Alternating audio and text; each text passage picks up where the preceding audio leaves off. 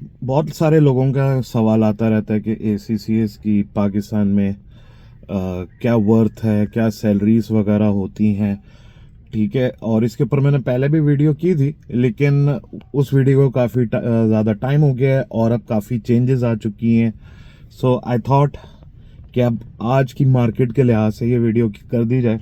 सो scenario ये है कि एक एसीसीए जो कि फ्रेश होता है, जिसका कोई पहला प्रायर वर्किंग एक्सपीरियंस नहीं होता, फॉर एग्जांपल वो स्किल्स लेवल के बाद अब वो मार्केट में आया। ठीक है, तो उसकी क्या सैलरीज वगैरह होंगी। तो स्किल्स लेवल के बाद फॉर एग्जांपल वो किसी ऑडिट फर्म में जाता है, किसी बी कैटेगरी ऑडिट फर्म वगैरह में जाता है, या वो इंडस्ट्री में जाता है, तो क्या रेट्स होते हैं। अगर वो इंडस्ट्री में जाता है तो ऑन एवरेज, ठीक है, जो स्टाइपेंड होती है एसीसीएस की, जो स्किल्स लेवल के बाद जाते हैं, उनकी 50,000 होती है। अच्छा, यही बढ़ भी सकती है अगर वो किसी अच्छी ऑर्गेनाइजेशन में या मल्टीनेशनल में जाते हैं, तो यही स्टाइपेंड जो है वो 70,000 प्लस होती है। ठीक है, स्टार्टिंग सैलरी। अच्छा, अगर आप जो है वो किसी ऑडिट फर्म वगैरह में जाते हैं, फर्म में जाते हैं और स्किल्स लेवल के बाद जाते हैं बी कैटेगरी, सी कैटेगरी फर्म्स जो हैं, यही रेट्स जो हैं वो आपको स्टार्टिंग देती हैं 10,000 15,000। वो कहते हैं कि जी आप ऑडिट फर्म में आए, हम आपको बहुत कुछ सिखाएंगे एंड ऑल दैट। हालांकि इंडस्ट्री वाले भी सिखा रहे होते हैं, तो 10,000 15,000 से स्टार्ट होता है। लेकिन अगर आप एसीसीए एफिलेट होके ऑडिट फर्म वगैरह में जाते हैं और आप बिग फोर से स्टार्ट लेते हैं, तो बिग फोर जो है वो फिर आपको एज ए ट्रेनी या इंटर्न नहीं रखते इंटर्न नहीं रखते, बल्कि आपको जो है वो एज एसोसिएट हायर करते हैं। तो फिर आपकी स्टार्टिंग सैलरी जो है या स्टाइपेंड जो है वो 20-25,000 से स्टार्ट होती है। अच्छा, स्टार्ट होती है क्यों? बिग फोर कहते हैं भाई आप बिग फोर में आए हो, आप हम आपको काम सिखाएंगे और आपकी फिर एक अलग ही वर्थ बनेगी जब आप यहाँ से निकलोगे 3 साल बाद, 3.5 साल बाद, तो आपको हमारे नाम का बहुत एडवांटेज होगा, तो वो इसलिए वो आपको कम ऑफर करते हैं। अच्छा जी, जब आप 3 साल का एक्सपीरियंस आपका हो जाएगा ओवरऑल, और इंशाल्लाह ताला आप मीनवाइल क्वालिफाइड भी हो चुके होंगे, तो अब आपकी सैलरी जो है वो डबल से भी ज़्यादा होगी।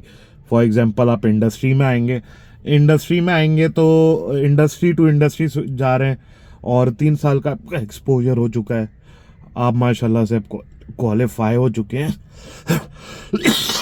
तो अब आपकी सैलरी जो है वो 150,000 को भी क्रॉस कर चुकी होगी। 150,000 2,000 200,000 को वो क्रॉस कर चुकी होगी सैलरी।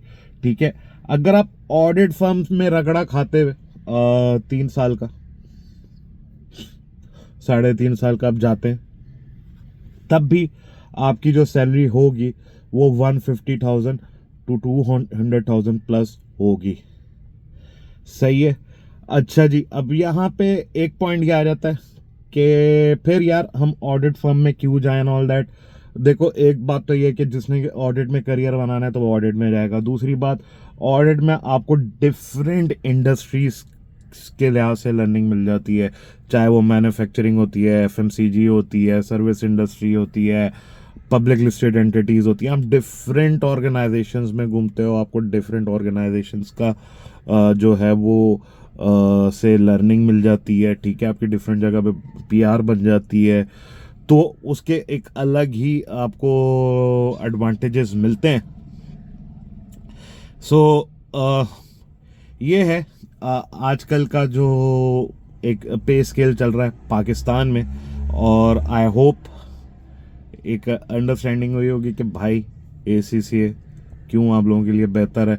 अच्छा जी, बहुत सारे लोग, एक सवाल और भी आ रहा होता है कि यार एसीसीए को तो साइनिंग अथॉरिटी होती नहीं है, तो भाई वो एज एन ऑडिट पार्टनर नहीं होती, वो साइनिंग अथॉरिटी का हम लोगों को भरम का शौक तो है, लेकिन उसके पीछे और बहुत मसाइल भी होते हैं, आप बहुत सारी चीज़ों के लिए लायबल होते हैं।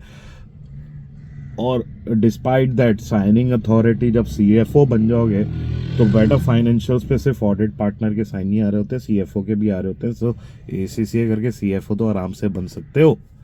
ठीक है, आई होप पसंद आएगी वीडियो, दूसरों से शेयर ज़रूर करना ताकि दूसरों की भी अंडरस्टैंडिंग वगैरह बढ़े। कोई सवाल वगैरह हो तो कमेंट्स वगैरह में पूछ सकते हो। फिर मुलाकात होगी, टाटा बाय बाय।